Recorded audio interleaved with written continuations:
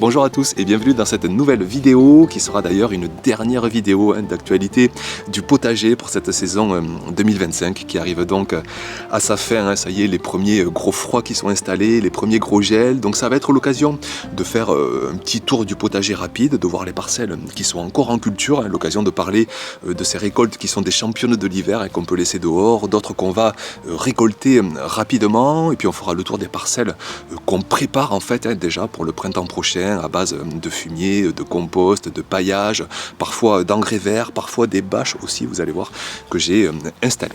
Donc on commence par parler déjà des parcelles qui sont en culture. Je vous montre par exemple ici des choux qu'on appelle d'ailleurs les champions de l'hiver, notamment les choux de Milan, les choux brocolis, les choux romanesco, d'autres d'ailleurs qui ne sont pas du tout prêts, qui vont passer l'hiver et qui vont paumer, qui vont produire au printemps prochain. Donc pour ces parcelles-là, je ne prépare rien pour la saison prochaine, et puis quand j'aurai fini les récoltes, je passerai un petit coup de grelinette, j'apporterai du compost ou un petit peu d'engrais organique pour relancer le sol, pour le réenrichir pour la saison 2026. Alors de parler de ces choux, c'est l'occasion de vous parler de ces cultures, de ces récoltes qu'on peut vraiment laisser dehors durant ce plein hiver. Donc je me suis noté les épinards, si vous en avez semé en septembre, en octobre, voire même début novembre, au tout dernier délai, eh bien on peut récolter ça sans souci durant tout l'hiver. Les jeunes pousses, les pousses d'épinards résistent sans souci.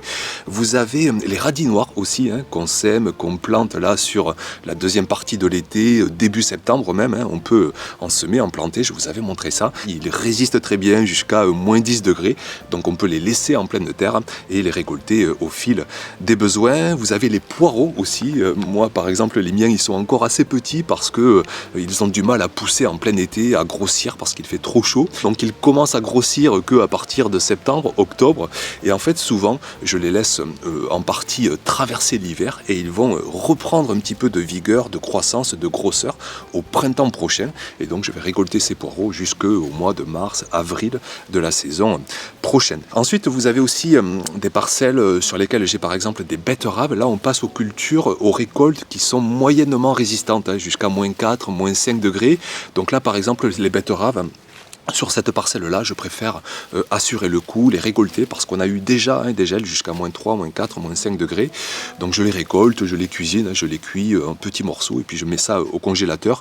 On peut les laisser, mais il faut bien les pailler si vous voulez récolter tout simplement au fil de vos besoins.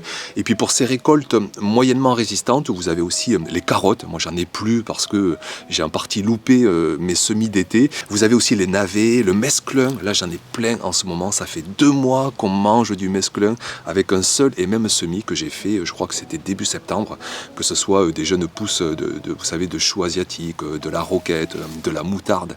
C'est un total régal qu'on mélange avec une autre récolte qui elle aussi tient bien là jusqu'à moins 4, moins 5 degrés, c'est tout ce qui est les laitues, et cette verdure là ça nous nourrit en ce moment beaucoup du potager. Et puis enfin je passe aux cultures que j'ai encore en place mais qui là vraiment sont de faible rusticité, jusqu'à moins 2, moins 3 degrés. Je pense aux blettes, regardez d'ailleurs, on en voit certaines feuilles qui ont noirci, qui ont souffert là, de ces premiers coups de gel, donc il vaut mieux la récolter les dernières qui sont encore en pleine production. On taille tout à ras, et puis la partie racinaire par contre va survivre à l'hiver, et dès le printemps prochain, on aura à nouveau des nouvelles récoltes avec ces blettes qui produisent donc sur 2 années. Je vous montre aussi les artichauts, ça je tenais vraiment à vous le montrer parce que sous bien des climats, s'il ne fait pas moins 15 par chez vous, on peut espérer maintenir cette culture d'une année sur l'autre, mais par contre, il faut un petit peu prendre soin à nos plants en fin de saison. Donc je vous montre quelques plants que j'ai ici. Alors déjà vous dire que chaque saison, vous avez ce qu'on appelle des œilletons qui vont pousser à la base des plants mères, donc vous pouvez en avoir 7, 8, 9, 10, 11, 12 par plant. Il ne vaut mieux pas trop tous les laisser, sinon ça va trop buissonner, ça va perdre en production. Donc moi j'en laisse que 3, 4, 5 maximum par buisson en fait. Et puis pour chaque buisson de plants d'artichaut, vous pouvez ramener de la terre, du broyat, du compost pour bien protéger les racines de l'hiver à venir. Et puis vous pouvez aussi raccourcir, tailler le feuillage de moitié. Là vous voyez un plant qui a beaucoup pris les premiers gels, donc j'hésite pas à couper les feuilles aux alentours, à couper les feuilles à mi-hauteur pour vraiment bien protéger, bien préparer ses plants pour l'hiver. Vous pouvez même mettre un voile d'hivernage si vous êtes sous des climats encore plus froids que les miens. Et puis je finis avec les récoltes qui, elles, bien sûr, il faut absolument les récolter parce qu'elles n'ont aucune résistance au gel. Je pense que vous l'avez déjà fait par chez vous. Je pense aux courges, aux butternut, aux potimarrons, et puis bien sûr toutes les cultures d'été, tomates, aubergines, poivrons. Tout ça maintenant au premier gel, ça perdrait toute qualité gustative. Donc il faut tout rentrer à la maison. On passe ensuite aux parcelles qui sont vides. Je vous l'ai beaucoup montré là sur ces dernières vidéos, ces derniers mois, cette préparation de sol qu'on peut déjà faire pour la saison prochaine. Vraiment, c'est super important là d'enrichir, de préparer son sol, de lui apporter à manger déjà pour se projeter sur 2026. Donc je vous ai montré qu'on pouvait faire à la fois des apports de fumier, que ce soit du fumier frais, en prenant des précautions, on met des gants, on évite de respirer ça, de toucher ça parce qu'il peut y avoir des bactéries. Mais on peut le mettre à cette époque sur des parcelles nues, sans culture, et puis sur les semaines, sur les mois à venir, ce fumier frais, que ce soit de cheval, d'âne, de bovin, on évite le fumier de porc qui est vraiment pas terrible, mais tous les autres, on peut le mettre à cette période pour avoir un beau fumier décomposé au printemps prochain. L'idéal, c'est de rajouter par-dessus un paillage pour éviter que les pluies ne lessivent, vous savez, notamment les excréments qui ont beaucoup d'azote, de minéraux, ça risque de se lessiver dans les nappes phréatiques. Donc moi ici, j'ajoute toujours des paillages, que ce soit du foin, de la paille que je récupère à droite à gauche, que ce soit des feuilles mortes. Là, cette saison, j'ai notamment moi ici un tilleul qui tombe énormément de feuilles. On peut les récupérer pour amener ça sur ces parcelles potagers. Et puis en dessous, donc, vous pouvez y mettre du fumier qui est quand même plus riche, frais ou composté. Vous pouvez y mettre du compost aussi. Là, vous voyez que moi, il me reste plus grand-chose d'ailleurs, que ce soit du compost maison, du compost végétal. Vous pouvez en mettre à cette saison. En parlant du compost, là aussi, c'est l'occasion de faire les derniers gestes, de remplir nos composteurs avec des matières organiques là qui s'entassent, les feuilles mortes, les brindilles, les tailles de haies, les tontes, les restes de cuisine. Et tout ça va nous donner un bel or noir pour le printemps prochain. Et on apportera une poignée de compost à droite à gauche sur les cultures les plus gourmandes. Vous dire aussi qu'on peut faire la technique des engrais verts, mais là il commence à être tard maintenant pour les semer, c'est trop tard d'ailleurs, mais je vous montre là où ça en est pour les semis que je vous avais montré. J'avais fait ça, c'était je crois fin septembre, début octobre, et vous voyez que ce mélange, alors j'avais mis de la veste, de la féverole, de l'avoine, du seigle, vous voyez que ça a vraiment bien envahi mes parcelles, et ça c'est génial, le sol est protégé, est en symbiose avec ses plantes, avec ses racines, et puis au début du printemps prochain, je vous montrerai ça bien sûr, on va tout aplatir ou tout faucher, tout enfouir un petit peu sur les 3 à 5 premiers centimètres de terre, et ça préparera vraiment un sol magnifique pour les cultures de la saison prochaine.